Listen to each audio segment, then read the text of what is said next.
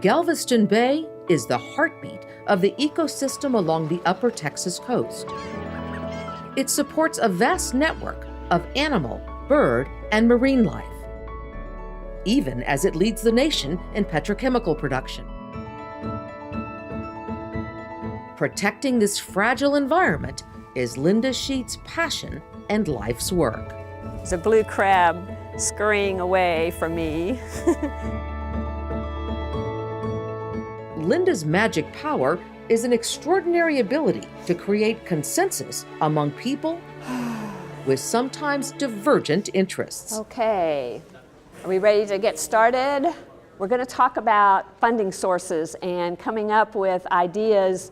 I love the fact that she's an engineer, and she has that background so she can talk engineering speak. And you applied for QIPRA and got QIPRA, then you would just have to raise, the match for QIPRA. And so she comes into meetings, she comes into projects where she can bridge the gap between people who are lay people who are technical, people who are budget kind of people, and she makes it simple.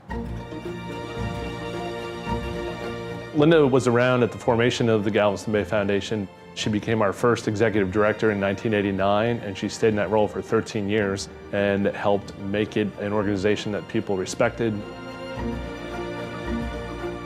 She's been doing this work professionally for 30 years, and she has a long, extensive track record of successful efforts and accomplishments. Boy, that's a very long list of all the things that Linda has accomplished.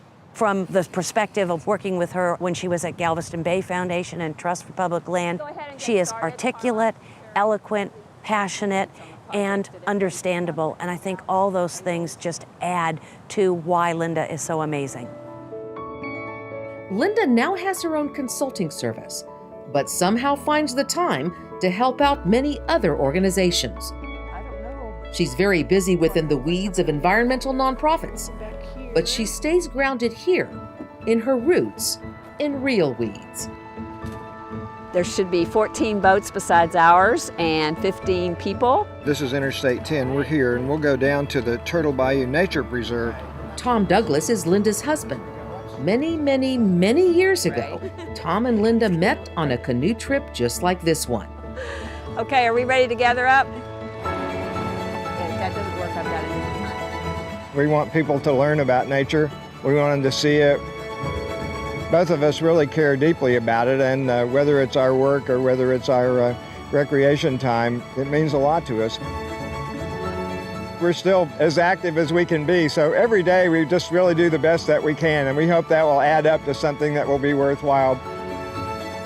Linda made the comment, she goes, I think what keeps me going is because that's what Terry Hershey would want us to do.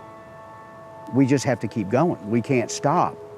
If you're not getting what you want, you just have to work harder. And that's what Linda does.